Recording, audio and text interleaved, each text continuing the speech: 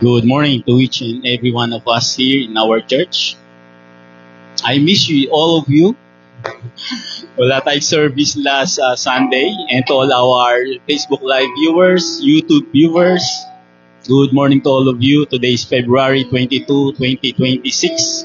Our topic for this morning, the heart of biblical parenting, nurture, and admonition.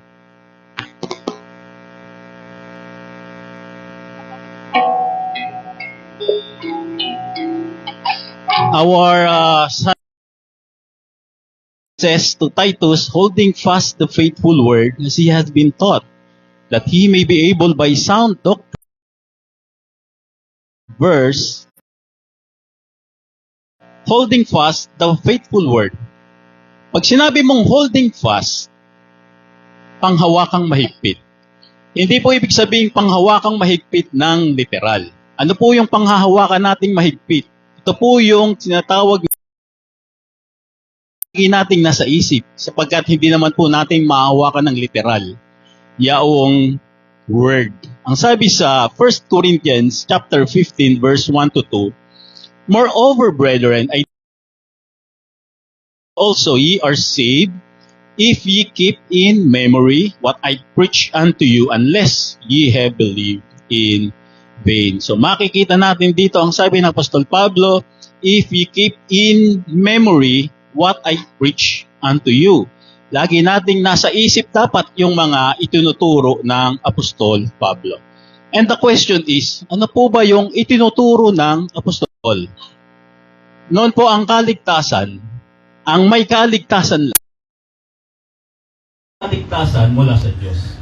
Wala kang kapatawaran mula sa mga Israelita. Subalit, noong unang panahon, ang mga napapawalang sala lamang ay yung mga Israelita. Sa pamamagitan ng pagsusunog ng hayop ay napapatawad sila sa mga kasalanan.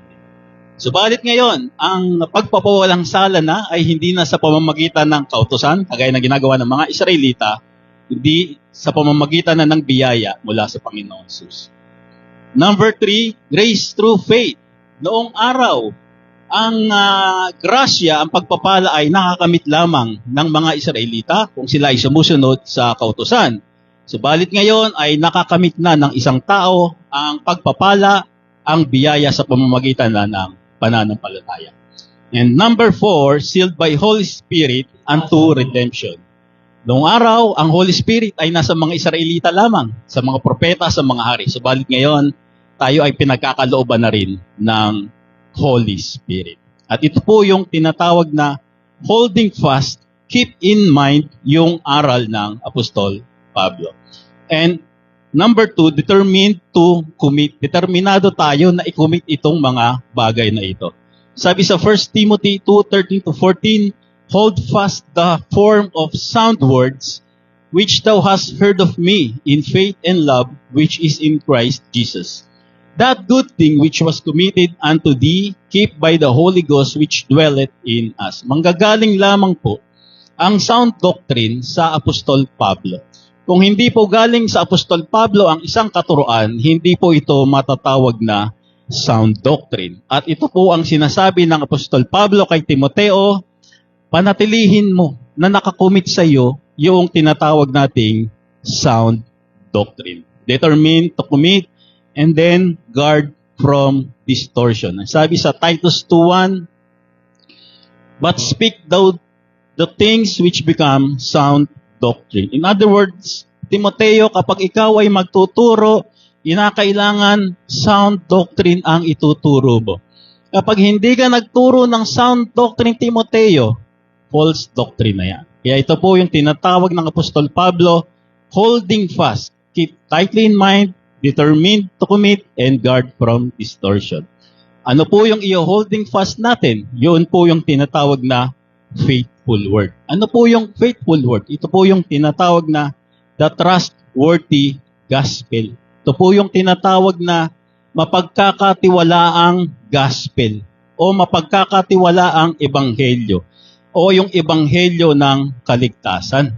Kapag ang kaligtasan po, yung gospel na ibinigay sa inyo ng pastor o ng church, mawawala rin yan eventually kapag magkakasala kayo at sasabihin nila, mawawala na yung kaligtasan mo, Gloria, sapagkat ikaw ay nagkakasala. Yan po ay hindi mapagkakatiwalaan.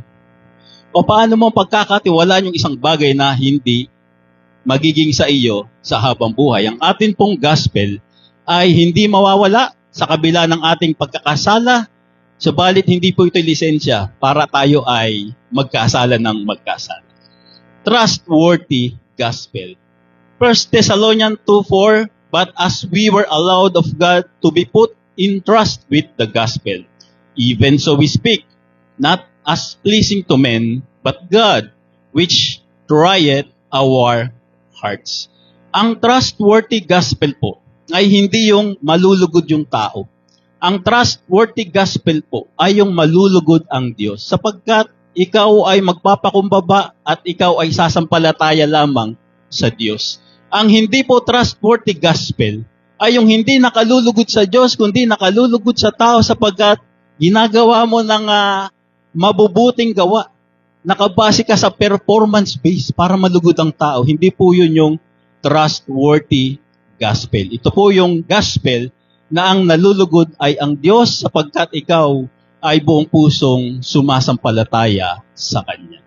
And then, acceptable God's word. Ito po yung katanggap-tanggap na salita ng Diyos. Ang sabi sa 1 Timothy 1:15, this is a faithful saying and worthy of all acceptation that Christ Jesus came into the world to save sinners, of whom I am chief. Acceptable God's word. And then, solid pillar and ground. Ang sabi naman sa 1 Timothy 3:15, but if I tarry long, that thou mayest know how thou oughtest to behave thyself in the house of God, which is the church of the living God, the pillar and ground of the truth. So ito po yung sinasabi ng Apostol Pablo, na yung sound doctrine, siya po ang pillar and truth, siya po yung katotohanan. Kapag hindi po sound doctrine ang itinuturo ng isang church, false doctrine po yun. Kaya kayo po magtatanong kayo, no, kapag nasa ibang church kayo, sound doctrine ba itong church na to? Kapag ang isinagot sa'yo ng pastor, ano yun?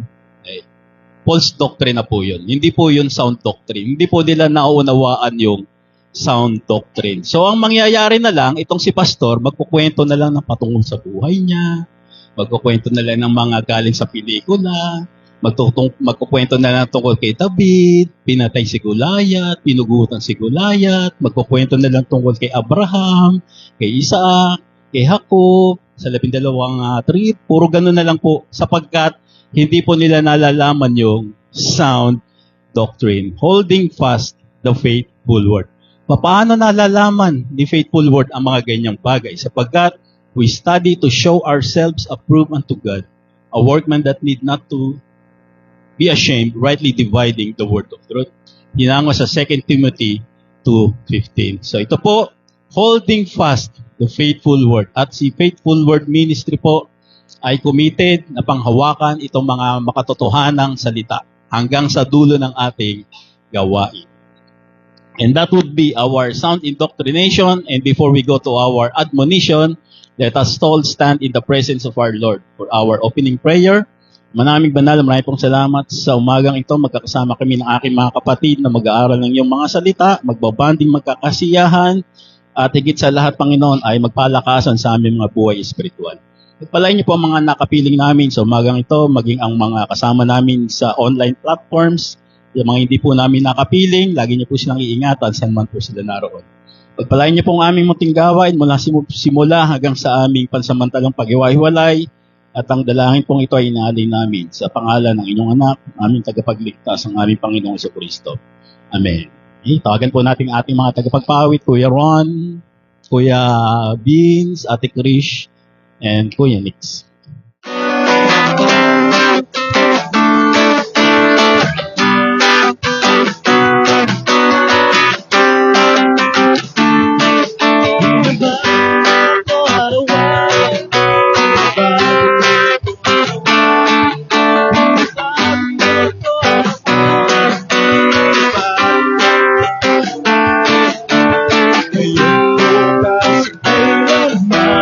pag-ibig mo.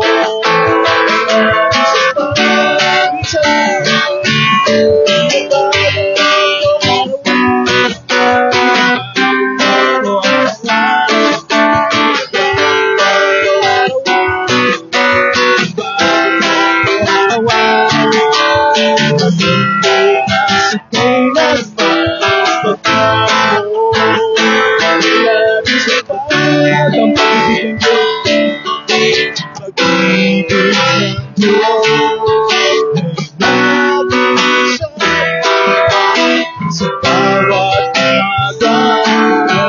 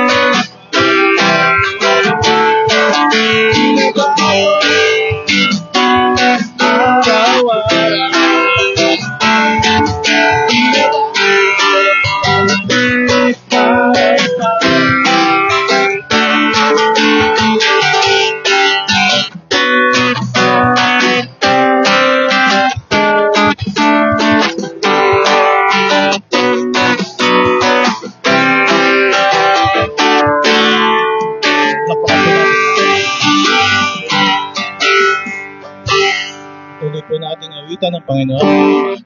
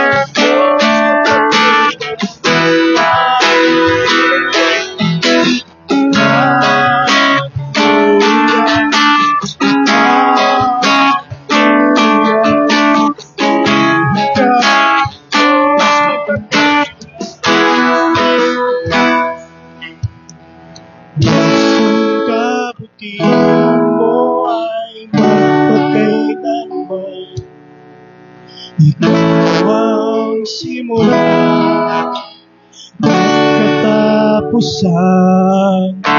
Hindi ka na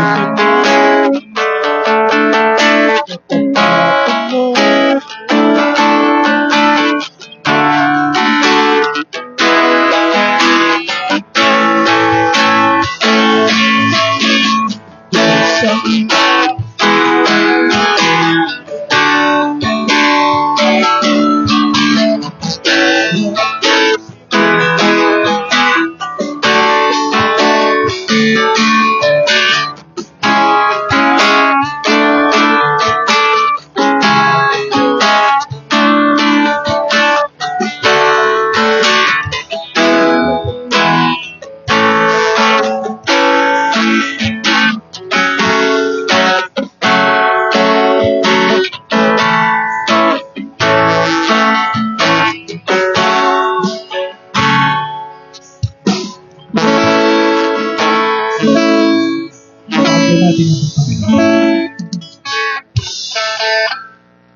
Maraming salamat, Kuya Ronnie, Ate Krish, Kuya Vince, Kuya Nix, from Jack Daniels, from Japan. Good morning po, Brother Mel, at sa lahat ng kapatiran sa Faithful Word Ministry.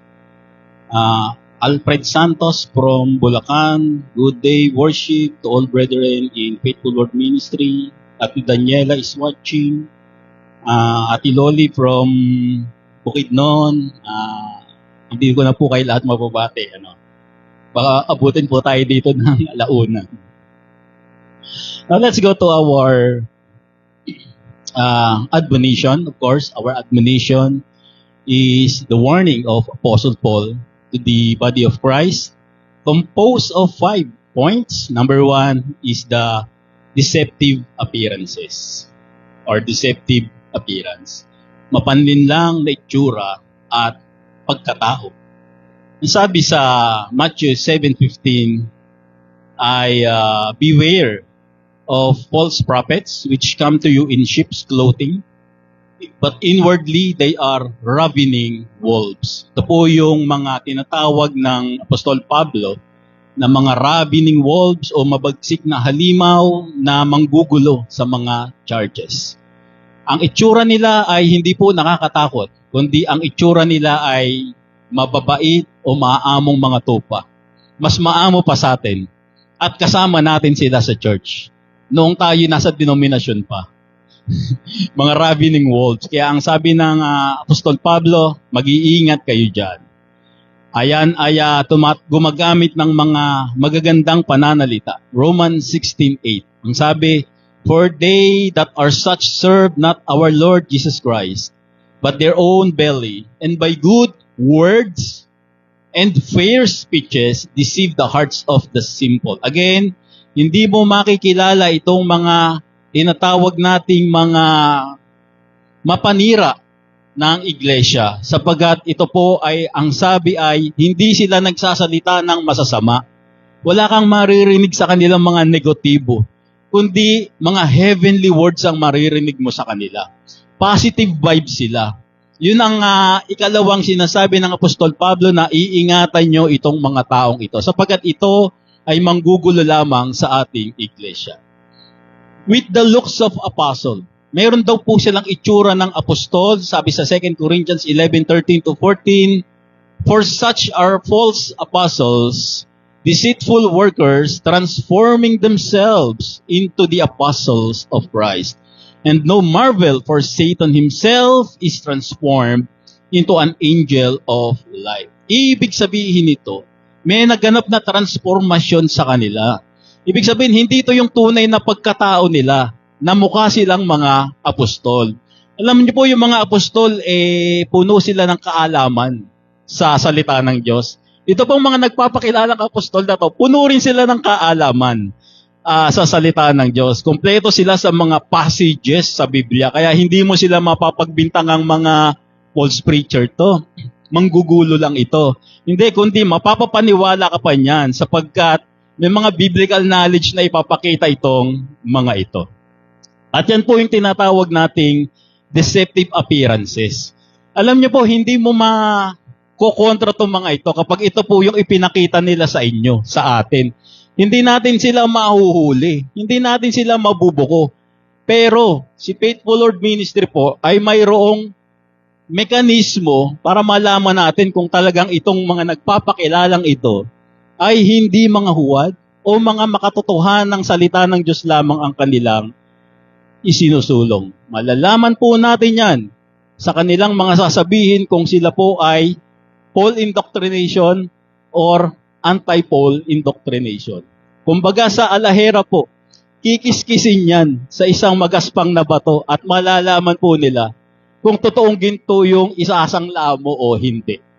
Paul indoctrination, ito pong mga ito na nagpapakilala doon sa deceptive appearances nila ay makikita natin kung sila ay mga tunay na lingkod ng Diyos. Paul indoctrination. Number 1, hindi nila itinuturo yung tinatawag na the stewardship of the gospel of grace. Di mo makikilala ng mga ganyan. Hindi sila magtuturo ng mga ganyan. Sabi sa Ephesians 3:2, if ye heard of the dispensation of the grace of God, which is given me to you word. Mayroong dispensation of grace na ibinigay sa Apostol Pablo na ituturo niya sa atin sa body of Christ. Kaya kinakailangan, tatanungin natin, alam niyo po ba yung dispensation of grace? Kapag sinabi ng pastor, hindi. Yan po yung tinatawag na deceptive appearance lang. Paul's apostleship to the Gentiles. Ang sabi sa 2 Timothy 1:11, whereunto I am appointed a preacher and an apostle and a teacher of the Gentiles. Mayroon po tayong apostol na inappoint ang Diyos. Ang pangalan niya po ay si Apostol Pablo. Siya po ay ang preacher, ang apostol natin at tagapagturo nating mga hintil. Kaya kung tatanungin mo itong mga tagapagturo nito, mayroon bang apostol ng mga hintil? Kapag sinabi niya na, sila Juan, sila Pedro, sila Santiago, apostol din natin niya. Hindi po. False preaching po yung mga yan. Sapagkat malinaw po sa Biblia na meron pong apostol para sa mga hentil. Ikatlo po, Paul's spiritual baptism into one body. Ang sabi sa 1 Corinthians 12:13, for by one Spirit we are all baptized into one body, whether we be Jews or Gentiles, whether we be bond or free, and have been all made to drink into one Spirit. Makikita po natin sa mga ibang denominasyon, ang bautismo po nila ay yung tinatawag na water baptism sa dagat, sa swimming pool, sa baptistry, at marami pa pong iba. Subalit tayong body of Christ, ang ating baptism ay yung tinatawag na spiritual baptism. At yan po ang mga bagay upang malaman natin kung sino yung nagsasabi ng totoo at kung sino yung nagsasabi ng hindi. Malalaman natin yan kung sila ay sumusunod sa stewardship, sa apostleship, at sa spiritual baptism na itinuturo ng Apostol Pablo. Ano pa yung warning ng Apostol Pablo? Works underneath faith. Sasabihin nila, sa pamamagitan lamang ng pananampalatay, maliligtas ka. Subalit, nagre-require sila ng mga performance-based salvation. Nagre-require sila ng mga kautusan mula pa noon. Meron silang mga first fruit, meron silang mga sabat, at marami pang iba. In fact, may naririnig pa nga ako sa ibang denominational churches, meron pa silang jubilee na tinatawag. Yun po ay isang kautusan para lamang sa Israel. Ang alam lamang po ni Brother Mel ay Jollibee. No? Kakain lang sa Jollibee. Pero yung jubilee para sa Israel lang po yun. And then requires human church tradition. Marami rin po sila mga tradition na ginagawa. Itong mga denominational church na ito na walang kinalaman sa kaligtasan natin. Walang kinalaman sa indoctrination natin. And then number 4, false warning, self-serving motives. Makikita natin dito, manipulation of authority. Ang titingalain natin ay si pastor sapagkat siya ay inordain ng isang matandang pastor. At nung after 1 year, inordain na naman. Kung sino yung dumadating na guest speaker, pastor, ino-ordain na lang itong si pastor. Kaya dapat natin igalang ito. Financial exploitation, kinakailangan may allowance si pastor, may sweldo si pastor, ibibili natin ng motorcycle si pastor, kasi gagamitin niya sa mini-ministry, no? Yung mga ganun pa. Building a personal fame. Ang gusto nila lagi na lang sila yung pinag-uusapan. Marami mga pastor ngayon kapag nag-message, puro talambuhay niya na lang yung sinasabi niya na paulit-ulit na lang. Yan po yung sinasabi nating self-serving motives na wina-warning ng Apostol Pablo. Wala na po yung katotohanan, wala na po yung truth, kundi mga katang-isip na lang nitong mga pastor yung sinasabi nila sa pulpito. And then, number 5, self-made doctrines. Anong gagawin nila? Meron pa silang sinasabing, accept Jesus as personal Lord and Savior. Wala pong sinasabi sa Biblia na if you accept Jesus as your personal Lord and Savior, maliligtas ka. Wala po kayong mababasang gano'n. Statement of faith, discipleship, everybody's birthday, kailangan may gift kay pastor, meron tayong Don't Watch, prayer warrior, may mission, may missionaries, may prayer na ililihans mo yung bagong biling kotse ng miyembro, mga gano'n. No? Wala po tayong gano'n. Sapagkat yaon po ay mga self-made doctrines lang. Wala po sa Bible na itinuturo yung mga ganung bagay na ginagawa nitong mga tinatawag nating mga denominasyon. Ito po yung Apostle Paul's warning, laging nangyayari sa mga denominasyon na ginawa rin natin nung tayo ay nasa denominasyon. Subalit ngayon ay nasa katotohanan na tayo at nalalaman natin ang mga bagay na ito ay walang kabuluhan. Ang may kabuluhan lang sa atin ay yung death, burial, and resurrection ng Panginoon sa Kristo at yung mystery na itinuturo ng Apostol Pablo. And that would be our admonition. And before we go to edification, tawagin po natin ang ating tagabasa ng salita ng Diyos, ang ating nag-iisang Ate Destiny. Let us stand together in the presence of our Lord as we read His Word. Our scripture reading will be found in the book of Ephesians, chapter 6, verses 1 to 10. Verse 1, children, obey your parents in the Lord, for this is right. Verse 2, honor thy father and mother, which is the first commandment with promise, that it may be well with thee, and thou mayest live long on the earth. And ye, fathers, provoke not your children to wrath, but bring them up in the nurture and admonition of the Lord.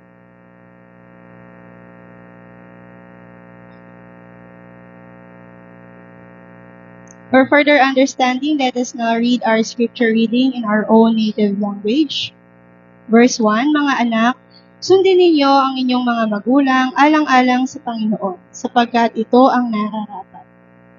Igalang mo ang iyong ama at ina. Ito ang unang utos na may kalakip na pangako. Upang maging mabuti at maging mahabang iyong buhay sa sangkatauhan, at kayong mga ama, huwag ninyong ibuyo sa pag-iimagsik laban sa inyo ang inyong mga anak. Sa halip, palakihin ninyo sila ayon sa disiplina at aral ng Panginoon. Pagpalain ng Diyos ang pagkakabasa ng kanyang mga salita, maaari na tayong upo sa presensya ng Diyos. Maraming salamat, Ate Leslie, sa pagkakabasa ng salita ng Diyos. Again, our topic entitled Nurture and Admonition, the Heart of Biblical Parenting. Bago natin simulan ang ating paksain sa umagang ito, balikan natin yung ating mga paksa sa mga nakaraang linggo, specifically noong February 8, 2026. So makikita natin, tayo po ay nasa ilalim ng serye ng aklat ng Efeso. Makikita po natin sa chapter 1 ay yung ako at ang Diyos at yung mga espiritual na pagpapala na nakamit ko. Medyo may katagalan na. I think since October po yata natin natala kayo. Pasyalan na lang po nyo sa YouTube channel natin. Sa chapter 2 naman, Me and God, My Transformation, yung pagbabago sa aking buhay. Mula nang nakamit ko yung mga pagpapalang spiritual. Sa chapter 3 ng Ephesians, Me and My Brethren, ang aking pagipagrelasyon sa aking mga kapatid sa Panginoon. And then, sa chapter 4, Me and My Spiritual Maturity. Ako at ang aking paglagong spiritual. And then, sa chapter 5, last February 8, I think, Me and My Wife, ang aking pagipagrelasyon sa aking asawa.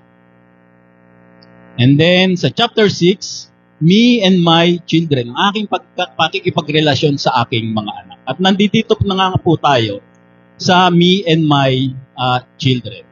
So, last February 8, Christ, Center of Marriage, Foundation of Family. Yun po yung tinalakay natin last February 8. Ano po meron doon? Kung babalikan lang po natin ng mabilis. Submitting oneself to another. Kinakailangan ang bawat isa po sa mag-asawa, nagpapasailalim din kayo sa isa't isa. Hindi naman po sa lahat ng panahon, nagpapasailalim lang yung isa, at yung isa laging nasa ibabaw. Hindi naman po ganon. Kailangan po may mga panahon din na nagpapasailalim tayo sa bawat isa. And then ang sabi, husband, love your wife as Christ loved the church.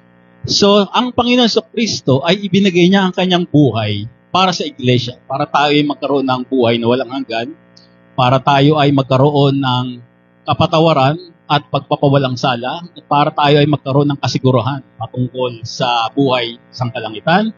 At ito ang sinasabi rin ng Apostol Pablo, kayo ring mga lalaki, mahalin nyo ang inyong mga asawa gaya ng pagmamahal ni Kristo sa iglesia. In other words, kung meron man kayong mga privileges, may mga rights, may mga comfortability sa buhay, huwag nyo na pong solohin yan. Bilang pagmamahal sa inyong mga asawa, i-share nyo naman po yan. Hindi naman po siguro dadating yung kailangan mong ibigay talaga yung buhay mo sa asawa mo, kundi yung mga privileges, rights, comfortability, i-share mo na lang sa asawa mo bilang pagmamahal mo sa kanya. And then, ang sabi dito, ang Panginoong Kristo ang naging kaligtasan, ang nagligtas sa church. So kung paano iniligtas ng Panginoong Kristo ang church, ang iglesia, ikaw lalaki, ililigtas mo rin si babae. Kapag nasa tawiran kayo, dapat si lalaki yung nasa danger side. Kapag bumababa kayo sa stairs, kailangan si lalaki yung nasa baba. Para matalisod man si babae, mapapahawak siya sa lalaki. Yung mga ganon. Lagi niyong ilalagay sa safety ang inyong mga asawa. Kaya nga sabi rito, Christ gave His life for the church. Christ is the Savior of the church. Christ loved the church as His body. Ang sabi dito, kung paano minamahal ng Panginoon Kristo ang church na kanyang katawan, kayong mga lalaki rin, mahalin nyo ang inyong katawan. Sapagkat pag nagkasakit kayo, ang unang malulungkot ay ang inyong mga asawa. Kaya dapat iniingatan nyo ang inyong katawan. Sabi nga ng Apostol Pablo, ang lalaking hindi nagmamahal sa kanyang katawan ay hindi niya minamahal ang kanyang asawa. Sapagkat ang kanyang asawa ang unang maapektuhan kapag siya ay nagkaroon ng problema. And then, ang sabi naman, wife, submit yourselves unto your own husband. Ikaw naman, babae, magpapasailalim ka sa iyong asawa. Again, kung umuwi ng lasing ang iyong asawa every night, huwag kang magsasubmit sa asawa mo. Kung malakas magbisyo ang lalaki, huwag kang magsasubmit babae. Magsasubmit ka lang sa asawa mo if your husband loves you as Christ loves the church. Yun ang maliwanag na sinasabi ng banal na kasulatan. At yun yung napag-usapan natin last February 8. Ayan, no? So balikan nyo na lang kung gusto nyong marinig yung total complete message. And now we will go, itutuloy lang po natin sa chapter 6, Nurture and Admonition, the Heart of Biblical Parenting.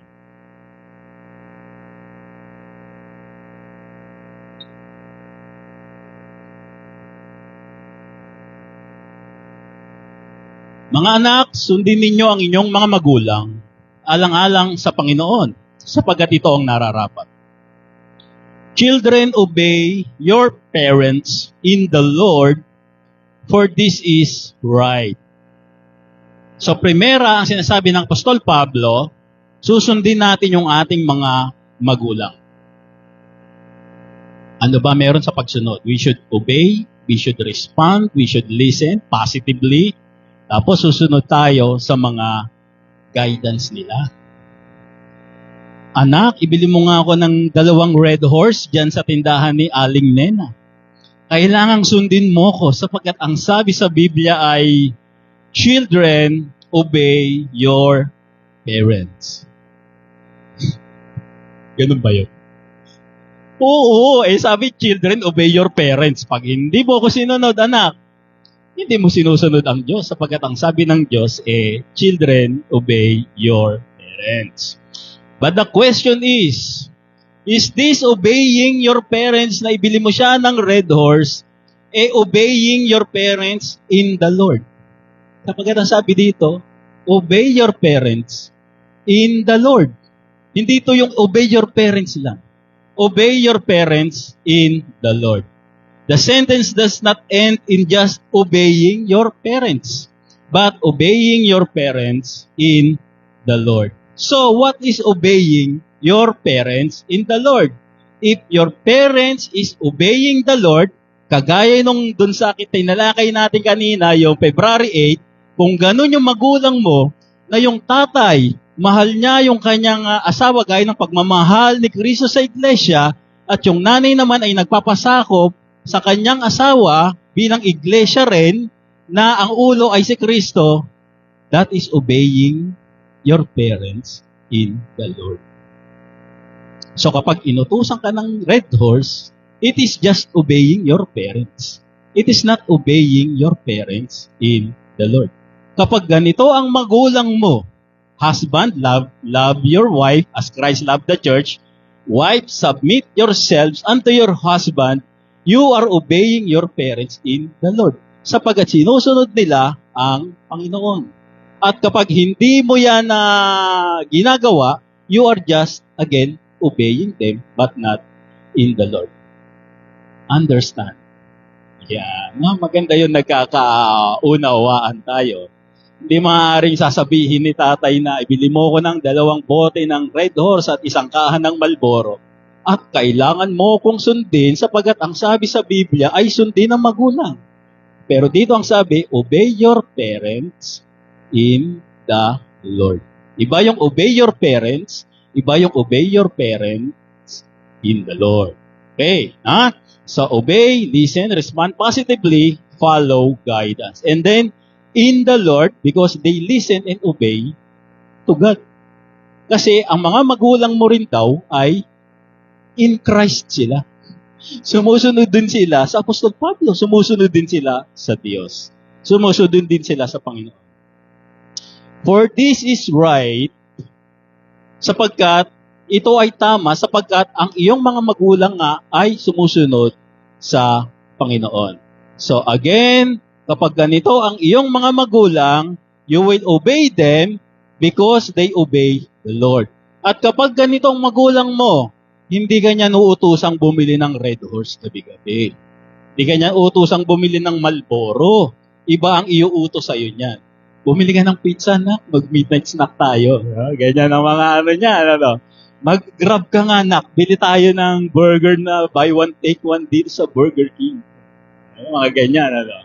So in other words, if the father loved his wife, as Christ loved the church, if the wife submit to her husband, just like the church, they are submitting to one another, then these are the right parents to obey in the Lord. Kaya ang sabi ng Apostol Pablo, children, obey your parents in the Lord, for this is right. If parents are not in Christ, hindi kagaya natin, children may still listen and follow them, but not as obedience in the Lord, but simply out of respect for them as parents.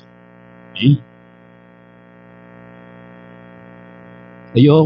Wag yung tatanong, brother, paano kung sasabihin ni nanay, ganito ganon, utusan ako na magsinungaling. That's just obeying, but not in the Lord. Pero dito, sinasabi ng Apostol Pablo, obey your parents in the Lord. Verse 2, honor thy father and mother, which is the first commandment with promise. Igalang mo ang iyong ama at ina. Ito ang unang utos na may kalakip na pangako. So, in other words, treat your parents with high value, with high respect, and gratitude. In other words, you may obey them without respect and gratitude. Kanina, pwede nyo silang sundin nang walang respeto at walang pasasalamat, pero hindi nyo sila pwedeng igalang ng walang respeto at pasasalamat. Iba yung obey, iba yung respect. Yung obey, pwedeng nakasimangot ka. Pwedeng bubulong-bulong ka habang sumusunod ka. Pero kapag igagalang mo na sila, hindi pwedeng nakasimangot ka. Kasi wala yung paggalang doon kapag nakasimangot ka, bumubulong-bulong ka. Iba yung sumusunod, iba yung iginagalang. Kaya ang sinasabi ng mga magulang lagi, ang bait niyang anak ko na yan. Laging sumusunod sa akin yan. Pero kapag sumusunod naman, bubulong-bulong naman, dadabog-dabog naman. No? Iba yung sumusunod na may paggalang sa magulang. Ito ang sinasabi ng Apostol Pablo. Tinama. Okay. Okay, no? Honor thy father and mother, which is the first commandment with promise. So, dito ang Apostol Pablo ay nagbalik doon sa Old Testament, doon sa tinatawag na the Ten Commandments. Nakita ng Apostol Pablo rito, nasa Ten Commandments, gamitin natin yung Ten Commandments. At ito yung babasahin natin ngayon, babalikan natin yung Exodus chapter 20 verse 1 to 2. And God spake all these words, saying, I am the Lord thy God, which have brought thee out of the land of Egypt, out of the house of bondage. Thou shalt have no other gods before me. Thou shalt not make unto thee any graven image, or any likeness of anything that is in heaven above, or that is in the earth beneath, or that is in the water under the earth. Thou shalt not bow down thyself to them, nor serve them, for I, the Lord thy God, am a jealous God, visiting the iniquity of the fathers upon the children, unto the third and fourth generation of them that hate me, and showing mercy unto thousands of them that love me, and keep my commandments. Verse 7 to 9. Thou shalt not take the name of the Lord thy God in vain, for the Lord will not hold him guiltless that taketh his name in vain. Remember the Sabbath day to keep it holy. 6 days shalt thou labor and do all thy work.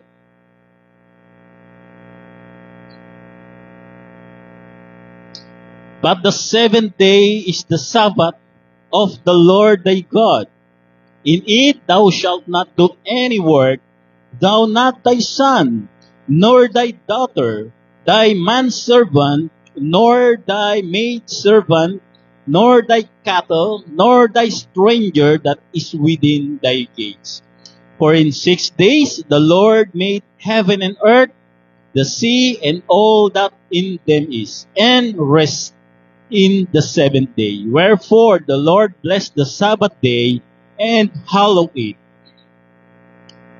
Honor thy father and thy mother, that thy days may be long upon the land which the Lord thy God giveth thee.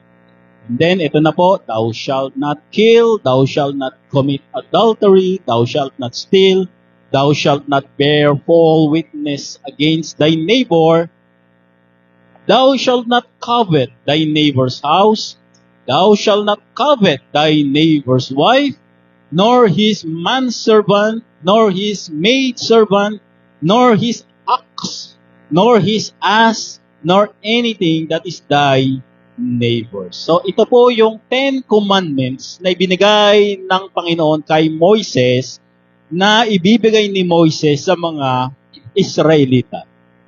In other words, ang 10 commandments po ay para lamang sa Israelita. Subalit, may ibinigay ang Diyos kay Pablo. Anong sabi ng Diyos kay Pablo? Yung ika-6 na utos, Pablo, ibigay mo sa mga hintil. Para sa kanila yon. Yung 9, huwag mo nang ibigay. Yung ika-6, ibigay mo sa kanila. Kasi yung ika-6 na utos, honor thy parents, ay ang sabi, naglalakip ng pangako. Ito raw yung kauna-unahang utos ng Diyos na may kalakip na pangako. Lahat ng yan ay walang pangako yan. Kapag sinunod ng Israelita yan, thank you lang. very good lang ang sasabihin sa kanila. Pero dito sa number 6, honor your parents, ay mayroon siyang kalakip na pangako. Tayo po kapag tumatawid tayo sa pedestrian lane, kapag sumusunod po tayo sa kautosan, sa batas, titingnan ka lang po ng pulis. Hindi ka niyan pupurihin.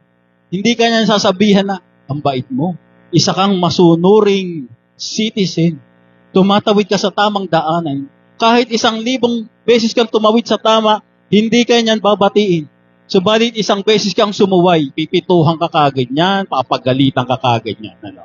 Ibig sabihin, itong 10 utos na ito, kapag sinunod nila yan, thank you lang.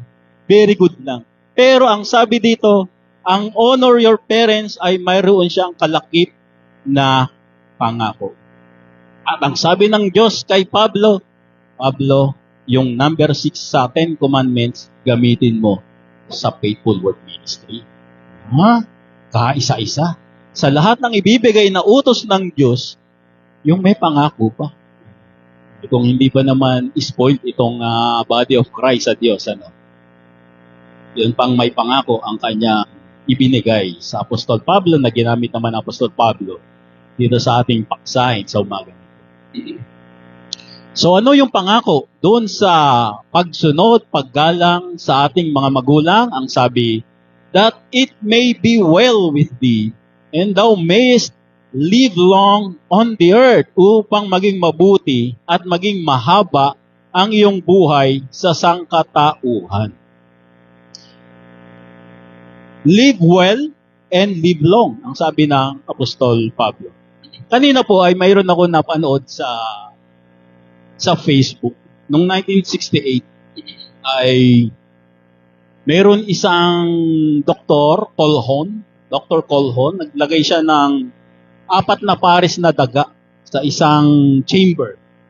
So yung dagang yon, 8 pares sila, binigyan niya ng pagkain. Unlimited na pagkain, unlimited na tubig. So yung mga daga, kain lang sila ng kain. Lahat ang pangangailangan nila nandun. Nanganak sila ng nanganak, 1968. After 2 years, umabot na sila ng 2,000 mahigit. At nung 2,000 na sila, biglang yung mga daga naging salbahe sa isa't isa. Pinatay nila yung kapwa nila, hindi na sila nag-anak ng nag-anak hanggang sa kumonti sila.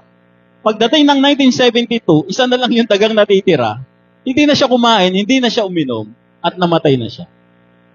So, ang nakikita dito ng mga tagapag-aral ay, oo, yung mga daga, masaya sila sapagkat nabibigay lahat ng pangangailangan nila, nabubusog sila, lahat ng nais nila ay nandoon, wala na silang hahanapin pa. Pero dumating yung time na yung buhay nila ay walang purpose. Na-realize nila na itong buhay ko pala na ito ay walang purpose. In other words, nagpatayan na lang sila, up to the end na yung isa, nagpakamatay na rin sa sarili niya. Ito yung living your life not well. Walang quality, walang purpose. Ang sinasabi dito ng Apostol Pablo, kapag sinunod mo ang magulang mo, mayroong 2 mangyayari sa iyo. You will live well, you will live long. Ano yung live well? You will have the quality of life. Merong purpose yung buhay mo. Hindi kayong nagpayaman lang na nagpayaman, tapos nung tumanda ka, na-hospital ka, namatay ka. Hindi kayong trabaho ka lang ng trabaho, every Sunday, ng alas 10 ng umaga, ilalatag na yung mesa dyan, magiinuman na kayo ng mga kapitbahay. Hanggang sa tumanda na kayo, hanggang sa nangamatay na kayo. Hindi. Gagamitin mo yung buhay mo na may quality, na may meaning, na may purpose sa buhay. Live well. And then, live useful.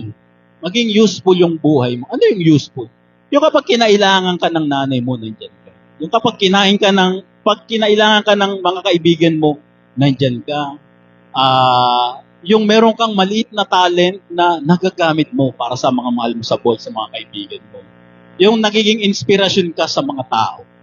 Hindi yung namumuhay ka lang na mag-isa, tumanda ka mag-isa dyan, tapos kinatukan ng kapitbahay, namatay na pala si Aling ganito, no? Na wala man lang kabali-balita sapagkat hindi niya nagamit sa quality at useful yung buhay niya. At ang sinasabi ng Apostol Pablo rito, magagamit mo yung buhay mo, quality and useful.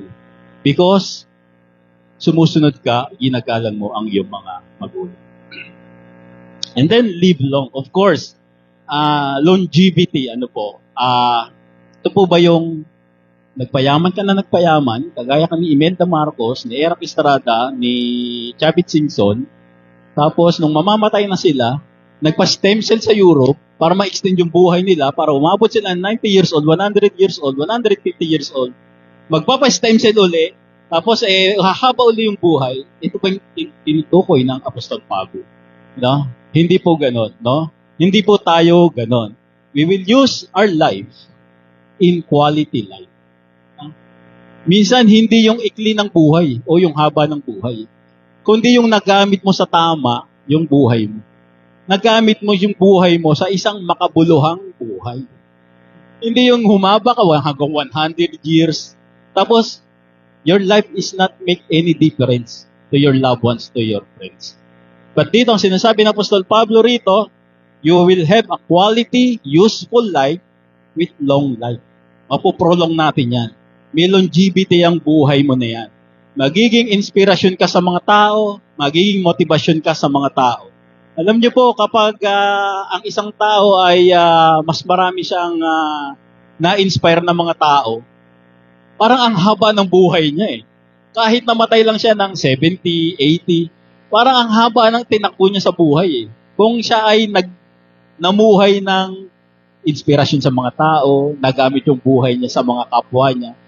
Pero yung mga 120 years old na namuhay lang mag-isa, namuhay lang sa sarili niya, me, myself, and I, namatay na pala siya. Oo.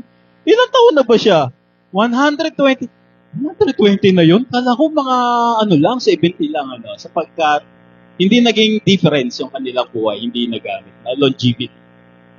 Sabi sa Ephesians 5:14, wherefore he saith, awake thou that sleepest, and arise from the dead, and Christ shall give thy light. See then that ye walk circumspectly, not as fools, but as wise, redeeming the time, because the days are evil.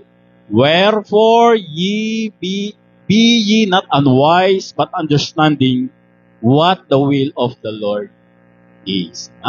So, gumising ka, ikaw na natutulog, bumangon ka mula sa libing at liliwanagan ka ni Kristo, kaya't mag-ingat kayo kung paano kayo mamuhay kayo tulad ng matatalino at hindi tulad ng mga mangmang. Gamitin nyo ng lupusan para sa mabuti ang bawat pagkakataon sapagkat puno ng kasamaan ang kasalukuyang panahon.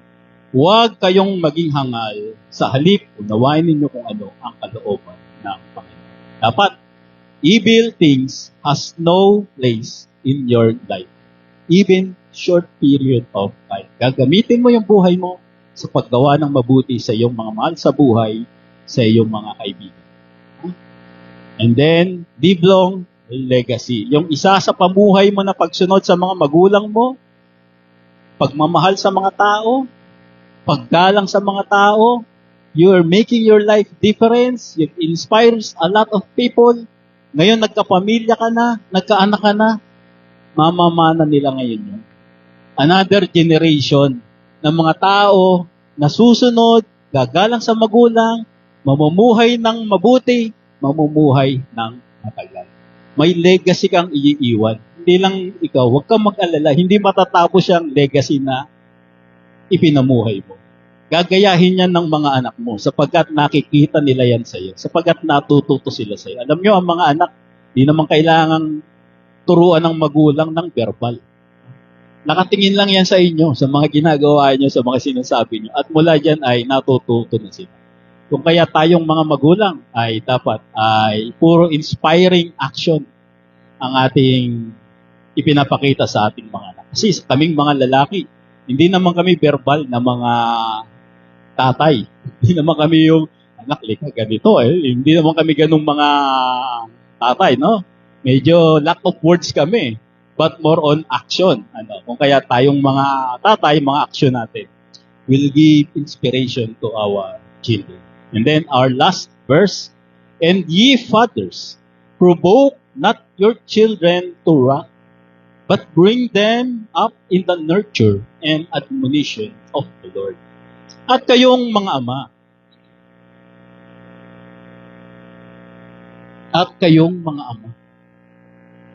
hindi po at kayong mga ina, hindi rin po at kayong mga ama at mga ina, hindi po.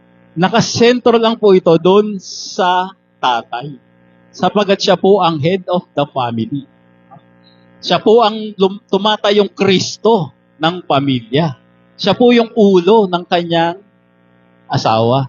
Kung kaya dito nakalagay, and ye fathers, sapagkat in legal way, siya yung tatay, yung head ng pamilya. Siya yung moral, spiritual head of the family. Kaya ina-address ito ng Apostol Pablo sa mga tatay. So therefore, tayong mga tatay ay dapat bawas-bawasan na natin yung pagiging speechless natin. Let's dagdagan na natin yung mga pagiging verbal natin para mas madagdagan yung inspirasyon ng ating mga anak.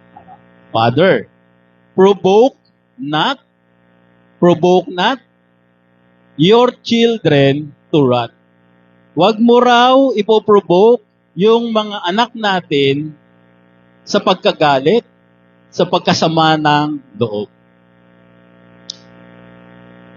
But bring them up in the nurture and admonition of the Lord. Ino-nurture daw natin sila patungkol sa mga salita ng Diyos. Wala ko may amen. Si Kuya Rodel. Parang hirap kasi. Fathers, do not be the cause of their bitterness. Sa mga tatay, huwag tayong maging dahilan ng pagiging bitterness ng ating mga anak. Hindi natin ito madidiscuss ng mahaba, pero madidiscuss natin ng pahapyaw. Number 1, huwag tayong criticize sa mga anak natin. Kung ano yung makita nating, hindi perfect yung mga bata hindi perfect yan. Pero wag na nating i-criticize sila ng i-criticize kasi hanggat kinikriticize mo yung anak mo at kung iniisip mo na mauubos yung criticism mo sa kaka-criticize mo, nagkakamali ka. Hindi mauubos yung criticism mo sa anak mo kasi hindi yan perfect na anak. At walang anak na perfecto. Maaring wala nagkikriticize na magulang na sinasabi nila, perfect yung anak ko. Pero sa isip nila, meron yon. Number 2, unreasonable demand. Anak dapat 99 lang ang grades mo. Dapat hindi yan bababa ng 98. Naging 96 na ko. Nagalit na itong si magulang. Bakit? 96 lang to. Dapat 97 man lamang. Wag pong ganon, no? Dapat alam ni tatay yung i-demand niya sa anak niya. Dapat alam ni tatay yung capacity ng anak niya. At kung kulang yung capacity ng anak niya, huwag niyang i-criticize. Huwag siyang mag-demand. I-improve niya yung capacity ng anak niya. And then, negligence. Of course, huwag mo silang papabayaan. No? Huwag kang sasakabilang bahay. Alam naman nating lahat yun, no? Pag nanonood tayo ng Itbulgan, nasa na si tatay? Sumakabilang buhay, hindi sumakabilang bahay na. No? Siyempre, anak natin yan. Huwag nating papabayaan. At kung maaari, huwag na tayo mag-abroad. Kasi mapapabayaan yung bata. Iiwan mo lang sa sa nanay yung bata. Kung mag-abroad kayo, sama-sama na kayo. Mag-migrate na kayo sa kung saan mong bansa yan. At least magkakasama kayo. And then, verbal abuse, no? Huwag mo silang pagsasalitaan ng masama. Hindi nila deserve na mapagsalitaan ng masama. As much as possible, positive lang yung sasabihin natin, yung hindi sila masasaktan. And then, i-compare mo, yung anak ni Kumari, yung pag kumakanta, nababasag yung baso. Bakit ikaw, pag kumanta ka, yung mga aso nagtatahulan, diba? Wag naman po natin i-compare yung mga anak natin sa mga ganong bagay. Bakit si ganon? Ang taas ng grade niya, ang galing niya. Sa mga competition na nanalo siya, bakit ikaw hindi? Hindi po ganon. Hindi po dapat natin kinukumpara yung mga anak natin sa ibang bagay. And then, of course, breaking promise. You will make promise to your children, ensure na matutupad niyo siya. Kapag sinabi niya sa anak, sa Pasko, ibibili kita ng sapatos, ibili niyo. Hindi kailangan tig 5,000 sapatos. Ang kailangan, natupad niyo yung pangako niyo sa kanya. Kasi maganda yung kilalanin ka ng anak mo na itong tatay ko. Pag to nangako, tsak na matutupad. May isang salita. Ha? And then, nurture them and admonish. Siyempre, ang ituturo mo sa kanila, yung kung ano yung tama. Hindi mo silang tuturuan ng mga maling ba? Anak, magnakaw ka. Anak, ganito. Hindi. Kung ano yung tama na alam natin, yun yung ituturo natin. And then, magsiset tayo ng bound. Anak, hanggang alas 7 ka lang. Hindi ka nalalagpas ng alas 7. Dapat, alas 8, yun ang pinakagabi mo. Dapat nasa bahay ka na ng gano'n. Mga ganun lang. And then, love with discipline. Of course, disiplinahin mo sila, pero may kaakibat na pag-ibig. Yung iba kasing magulang, discipline lang ng discipline. Wala silang iniisip kung kaya ba ng anak ko to. Mahihirapan ba anak ko rito? Wala kasing pag-ibig. Dapat kung didisiplinahin natin yung mga anak natin, mararamdaman ng mga anak natin, itong disiplina pala sa akin ng magulang ko ay dahil mahal niya ako. Kaya niya pala siniset yung mga ganito. And then, biblical truth, of course, tuturuan natin sila patungkol sa salita ng Diyos. Kailangan nila yung mga bagay na yon. And then, sin and consequence. Pag ginawa mo yan, anak, ako, ganito mangyayari sa'yo. Kapag hindi mo ginawa yan, ganito mangyayari sa'yo. May mga consequence na ilalapag ka sa mga bata. Hindi yung hindi ka nagsasalita. Nung pumalpak yung si anak, yan ang sinasabi ko sa iyo no? Baka sumagot yung anak ko, ano mo kayo sinasabi No. Yan ang sinasabi ko. Wala ka namang sinasabi. Pag nakita mong nag-fail na yung bata, yan ang may sinasabi ka na ngayon. Sabihin mo na para hindi siya mag-fail.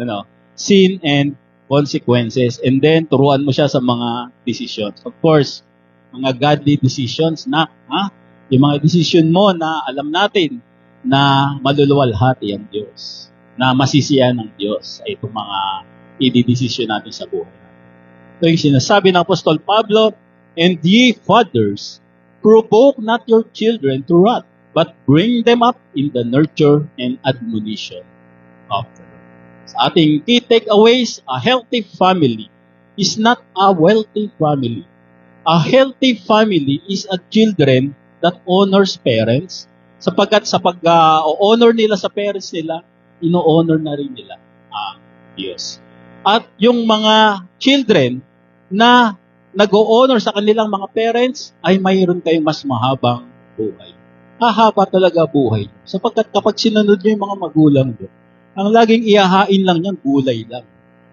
Hindi naman kayo hahainan niya ng mga lechon araw-araw. Hindi kayo ma-high blood. Sasabihin lang sa inyo ng mga magulang nyo, nak, matulog ka mga alas 5 na ng madaling araw tapos gumising ka ng alas 7. Hindi yan magtuturo ng ganyan. Nak, dapat minimum 8 hours ang tulog. Lahat ng makakabuti sa'yo, ituturo ng magulang mo. Kaya talagang hahaba ang iyong buhay. A father do not provoke kids is a godly father. At ang mga tatay na hindi provoke ang kanyang mga anak para magalit, para magtampo, para magkaroon ng bitterness, yun ay yung mga tinatawag na godly father. A father that nurtures kids is a Christ-like father. At yung mga tatay naman na inaalagaan nila ang kanilang mga anak sa pamamagitan din ng salita ng Diyos, yun yung parang si Kristong tatay. Sapagkat ang kanilang mga anak ayaw nilang mapapahamak, bagkus ang lahat ng pinakamabuti ay nais nila na maipagkaloob sa kanilang mga anak.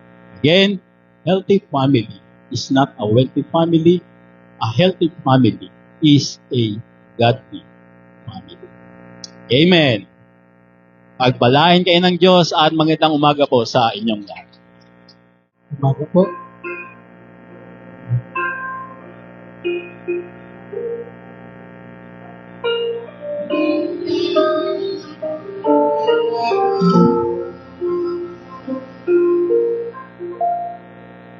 sa bawat panalangin ng aking diwa, sa bawat buhay daig ng puso. Lahat ng patak sa inyong talaan, haplos nyo'y dumadampi sa pusong luhaan. Walang lihim na di nyo alam,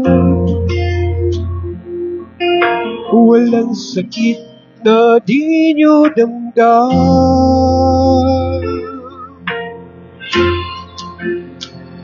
walang humpay ang aking pagluha, hanggang ang luha ko'y marinig. Bawat daing ko sa inyo'y napapansin, sa inyong pangako, Jesus, tugon nyo'y darating.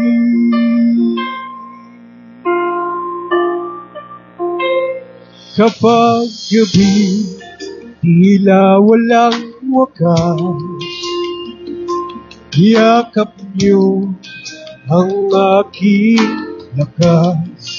Sa bawat daing ng pusong sugatan, pag-ibig niyo ang aking lunas. Walang lihim na di nyo alam,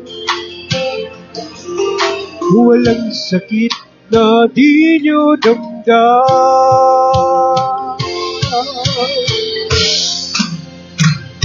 walang humpay ang aking pagluluha, hanggang ang luha ko'y marinig. Bawat daig ko sa inyo'y napapansin, sa inyong pangako, Jesus, tugon nyo'y darating.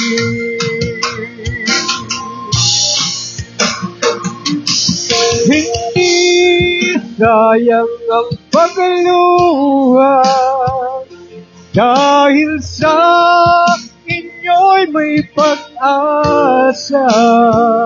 Kahit di ko pa marinig ang sagot, tiwala ko'y sa inyo, Jesus.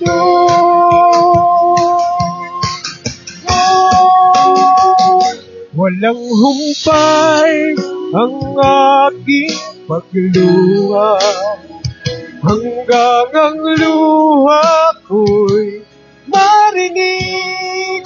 Bawat daing ko sa inyo'y napapansin, sa inyong pangako, Jesus, tugon nyo'y darating. Walang humpay ang aking pagluha, hanggang ang luha ko'y marinig. Bawat daing ko sa inyo'y napapansin, sa inyong pangako, Jesus, tugon nyo'y darating.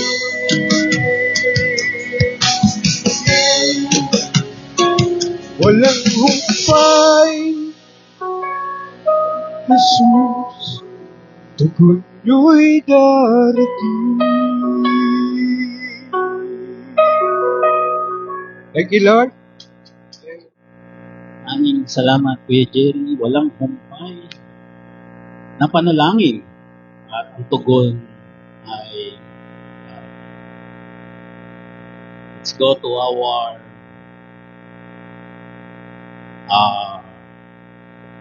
exhortation.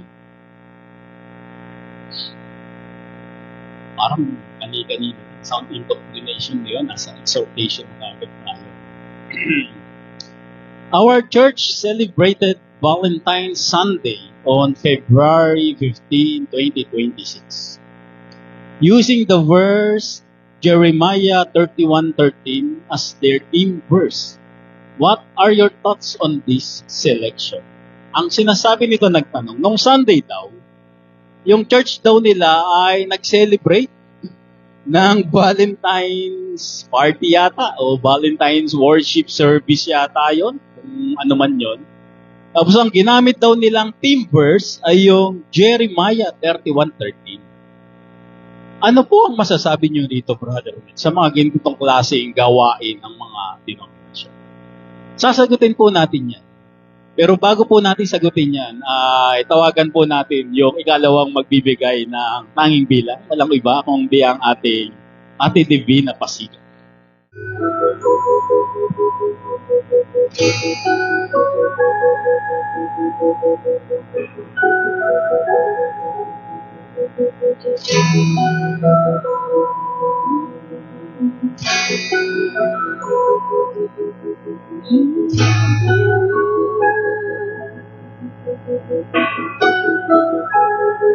Ano nga bang nakikita mo sa akin ay ninais mo? Di ko inakaalam ako ang pinili mo. Kahit sa madilim kong daan, tinawag ang aking pangalan. Inangkin ang kasalanan ko. Kahit di kailangan sa iyong yakap, ako'y di nabibitaw sa iyong tawag. Naman ang puso ko ikaw, ginawa mo ang lahat kahit di matuko ikaw. Pag-ibig mo sa akin ay sapat. Ano nga bang nakikita mo sa akin ay ninais mo? Di ko inakaalam ako ang pinili mo. Kahit sa madilim kong daan, tinawag ang aking pangalan. Inangkin ang kasalanan ko. Kahit di kailangan sa iyong yakap, ako'y di nabibitaw sa iyong tawag. Laman ang puso ko ikaw, ginawa mo ang lahat kahit di matuko dapat. Pag-ibig mo sa akin ay sapat. Sa iyong yakap, ako'y di nabibitaw sa iyong tawag. Laman ang puso ko ikaw, ginawa mo ang lahat kahit di matuko dapat. Pag-ibig mo sa akin ay sapat. Kay pagniling ko na di mo ako iniwan, kahit ako ay hindi karapat-dapat. Pag-ibig mo ay tunay, ika'y walang kapantay. Salamat, O Jesus, tinapos mong lahat. Ika'y paglilingkuran, di mo ako iniwan, kahit ako ay hindi karapat-dapat. Pag-ibig mo ay tunay, ika'y walang kapantay. Salamat, O Jesus, tinapos mong lahat.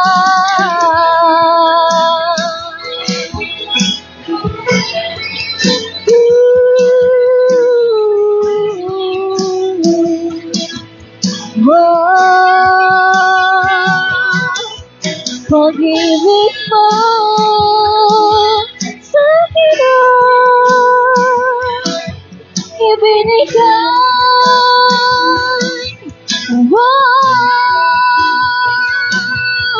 Sa'yong yakap, ako'y di napipitahan. Sa'yong tawag, laman ng puso ko ikaw. Ginawa mo ang lahat kahit di man ako tapat. Pag-ibig mo sa akin ay sapat. Yung yakap, ako'y di napipitahan. Sa'yong tawag, laman ng puso ko ikaw. Ginawa mo ang lahat kahit di man ako tapat.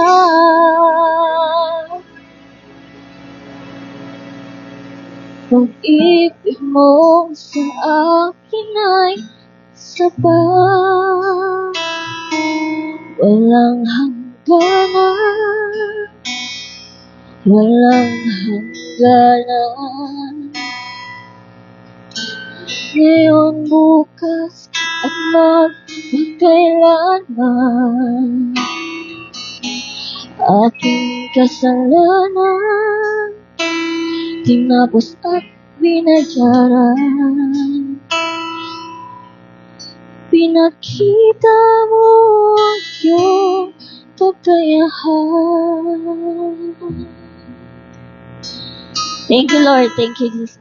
Maraming salamat, Ate Divina, sa napakagandang Diyos lang naman ang magmamahal sa atin ng ano, unconditional. Wala namang ibang magmamahal. Kahit sino pa siya. Kaya lang naman minahal ng lalaki yung babae kasi may mga nakita siyang mga qualities. Kaya lang din naman mamahalin ng babae si lalaki kasi may nakita rin siyang qualities. Pero ang Diyos kahit wala kang qualities, makasalanan ka in everything, mamahalin ka niyan. Kaya maraming salamat sa isang napakagandang awit. Ate Divine. Okay. Balik tayo sa ating exhortation. Ako po ay humihingi ng tawad at gagamit po ako ng mga medyo subversibong mga pananalita. Kasi hindi na ako natutuwa dito sa mga denominasyon na to, sa mga ginagawa nila. Hindi makatotohanan ng salita ng Diyos. Paano nila pinapasinungalingan, paano nila pinipilipit yung salita ng Diyos.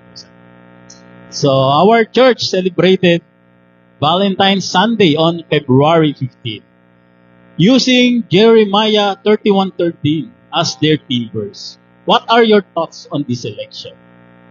So,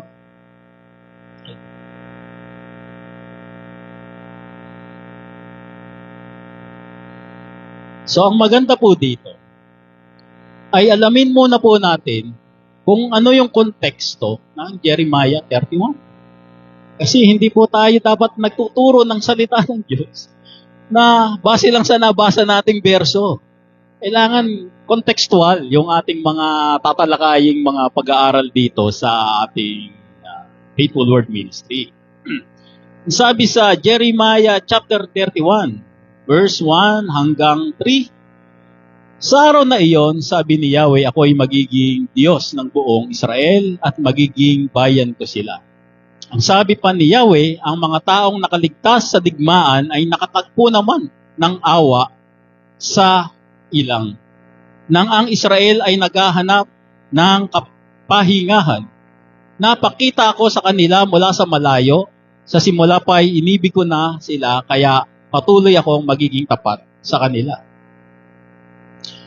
So makikita po natin dito sa Jeremiah chapter 31, may konteksto siya.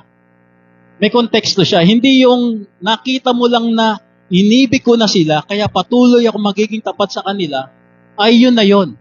May kontekstong sinasabi itong Jeremiah chapter 31.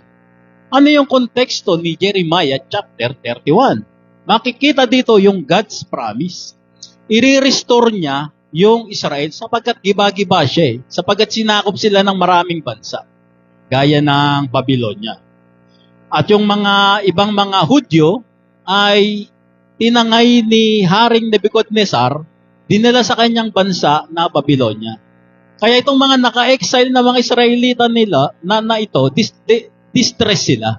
Na malungkot sila, may malalim silang kalungkutan sapagkat number 1, nasira yung kanilang templo, yung bayan, and number 2, nasa Babylonia sila. Distress itong mga Israelita. Pero dito makikita natin, ang Panginoong Diyos ay may pangako sa kanila na i-restore yung Israel, ibabalik sa ganda niya, at yung mga na-exile, makakabalik sila sa Israel. Yan yung sinasabi ng konteksto. Number 2, yung pag-ibig ng Diyos sa kanila, na sa kabila ng kanilang pagkaka-exile, kahit nasa Babylonia sila, ang pag-ibig ng Diyos sa kanila ay nananatili. Sabi ng Diyos sa kanila, hindi ko mo kayo na-exile o nandyan kayo sa isang malungkot na karanasan, wala na yung pag-ibig ko sa inyo. Hindi. Ang sabi ng Diyos sa kanila, yung pag-ibig ko sa inyo, nandiyan dyan pa rin. Number 3, God's covenant. May pangako yung Diyos sa kanila. May covenant. Kasunduan. May kontrata sila. Na yung kautusan, dahil hindi nyo matupad-tupad, hindi ko na yun isusulat sa bato, kagaya ni Moises. Isusulat ko na yan sa inyong mga puso para automatic masusunod nyo na kagad. Yan yung sinasabi ng Jeremiah chapter 31 na yung His promise, His love, and covenant will never ever fail. In other words, yung katapatan ng Diyos sa bansang Israel, naroroon pa rin. Sa kabila na yung templo nila ay giba, yung na-exile yung ibang mga kasamahan nila, ang katapatan ng Diyos nila ay naroroon. Alam niyo po, marami ngayong maling katuruan sa kapaligiran natin, lalong-lalo na sa mga denominasyon na inatinan natin, na mga naatinan natin, at yung iba pa nga magtuturo sila ng Valentine's Day on Sunday morning, tapos gagamitin nila yung Jeremiah 31. Napakalayo naman ng konteksto nito para gawin mo dun sa church mo on a Valentine's Day. Pero sa mga pastor, sa mga leaders, sa mga members, they just doesn't care. Parang ganun lang kadali sa kanila na kahit out of context to. Kahit ito ay para sa Israel, gawin natin para sa atin, napakadali sa kanila na suwayin yung salita ng Diyos.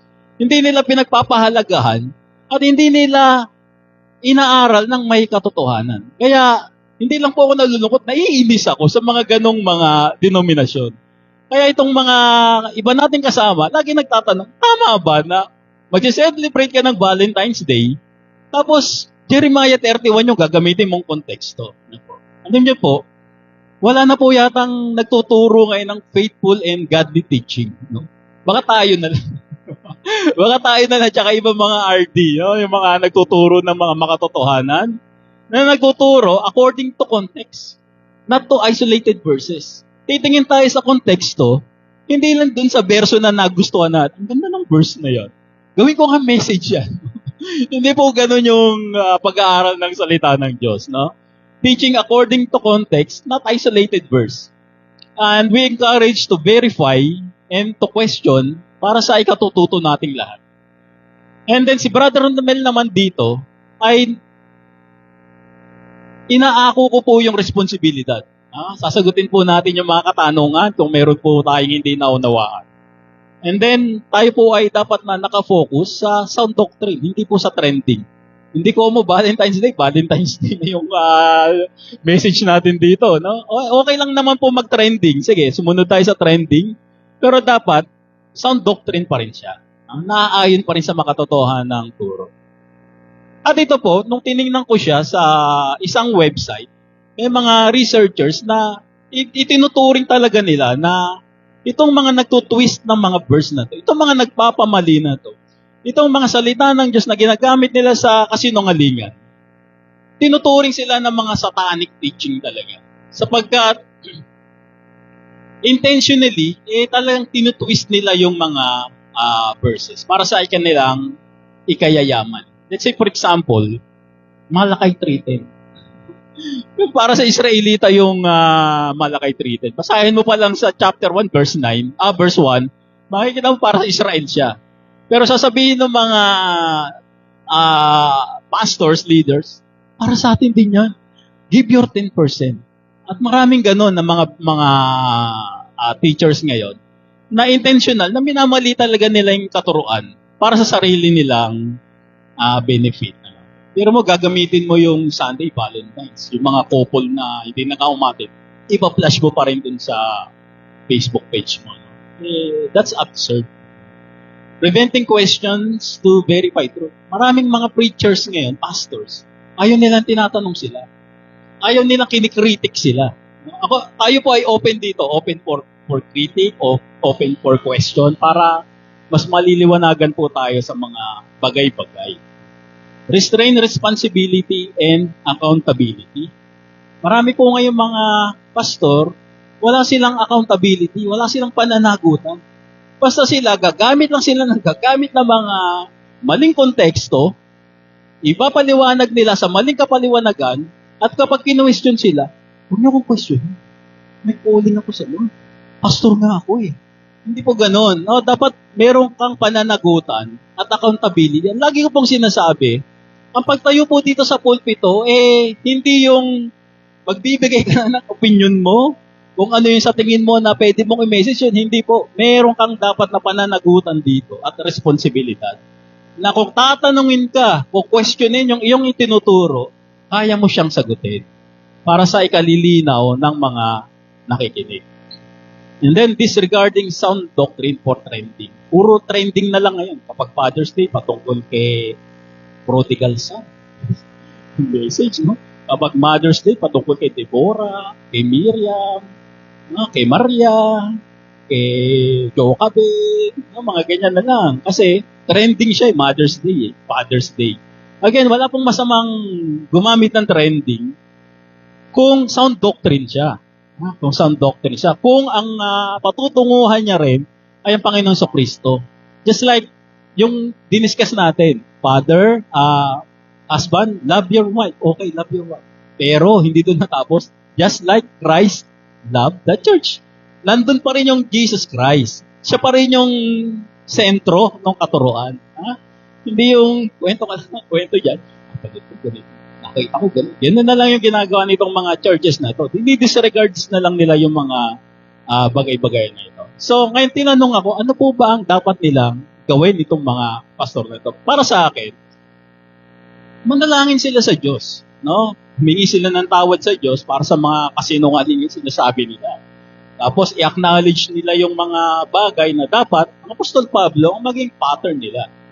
And then sabihin na nila, no, alam niyo po, marami sa US ngayon, no, na denomination sila, pero nung nalaman nila yung Apostle Paul, yung rightly divide, talagang sa pulpito, inamin talaga ni pastor, iibahin po natin yung ating doctrine. We will be Apolline. Mag-a-Apostol Pablo po tayo. Sapagkat yung Matthew, Mark, Luke, and John, hindi po para sa atin. Yung Old Testament, hindi po para sa atin. Para sa Israel yan. Meron po pala dito sa Biblia na para pala sa mga Hentil. At malinaw po yung turo. Romans 2:5, Apostle Paul as their apostle. And then, promise to teach the truth and be accountable. Ito lang naman po ang gustong marinig ng mga members, ng mga tagapakinig. Now, and then, i-restart nyo yung mga pagtuturo nyo. Ang problema sa mga pastor, masyado silang, hindi lang hesitant, kundi pissed off sila kagad. Defensive kagad sila. Hindi. Yan ang, ang mga itinuro sa amin sa Bible School Yan ang itinuro sa amin ng matanda ng pastor. Pero na ang nahihirapan po, yung mga miyembro. Nahihirapan silang kainin yung mga itinuturo mo. Seek ye first the kingdom of God. Ano ibig sabihin nun?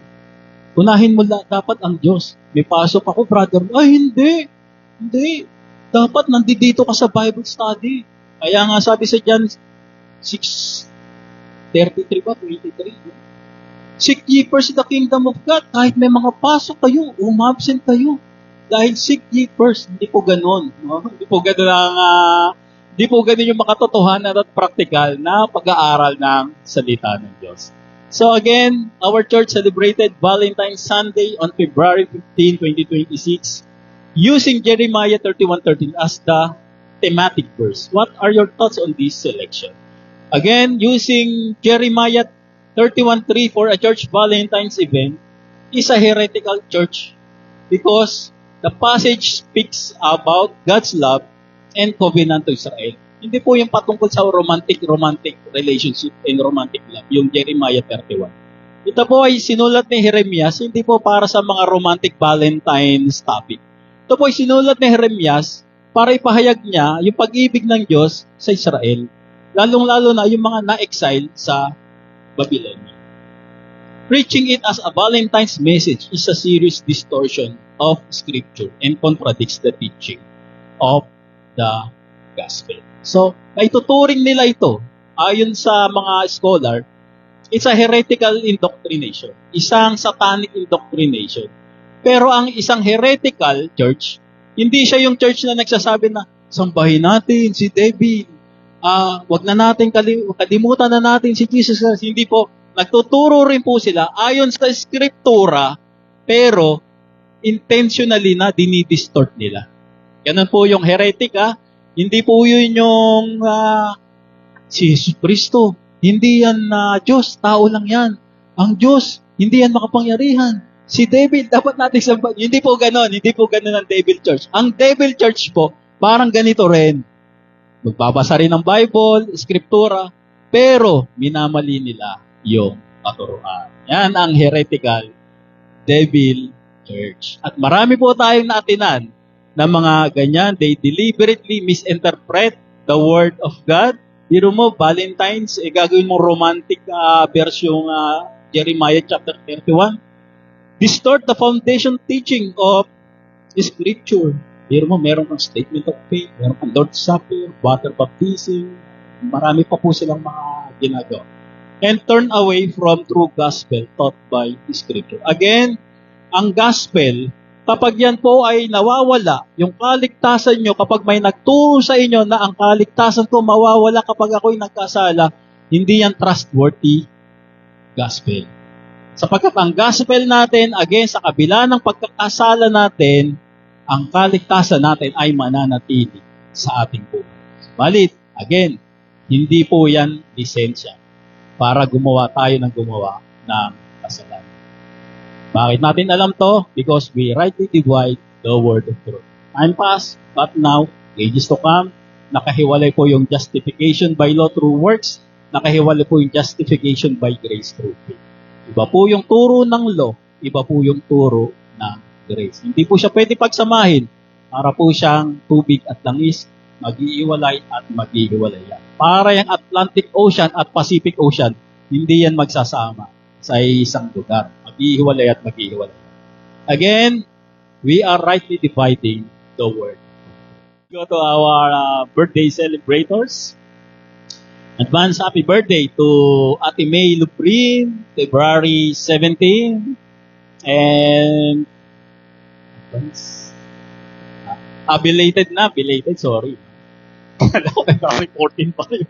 Yung kasi Alice. Sige. I-edit na lang natin. Alisa May. Belated happy birthday din kay Brother Leoric Mercado on February 18. Okay, so happy anniversary naman kay Mr. and Mrs. Gerald and Menchi Dualan. Today, February 22.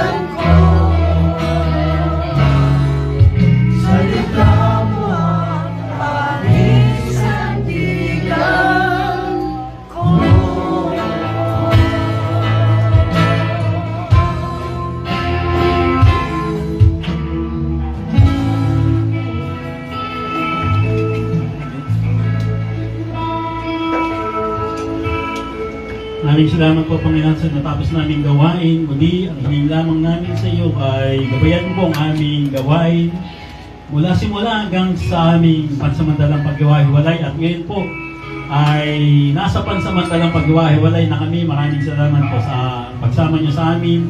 Muli, pagpalain niyo po lahat ang aming nakapiling dito sa bahay-sambahan, maging sa mga online platforms, sa mga hindi po namin nakapili, kung nasan man po sila ngayon at man po kanyang ginagawa. Lagi niyo po silang iingatan, lagi niyo po silang gagabayan, at sa mga susunod na panahon po ay makasama namin sila rito nung mag-aaral ng mga salita. At ngayon sa kanya na magpapalakas sa inyo ayon sa aking ebanghelyo at ang pagpapahayag ni Jesucristo ayon sa inihayag na hiwaga na naitago bago padalangin ang sanlibutan na siyang inihayag sa pamamagitan ng mga isinulat ng mga propeta ayon sa utos ng walang hanggang Diyos upang lahat ay sumunod dahil sa kanilang pananampalataya sa Kanya.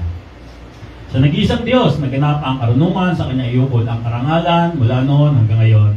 At magpakailanman sa pamamagitan ni Jesucristo, ang bawat isa ay magsabi ng Amen at Amen.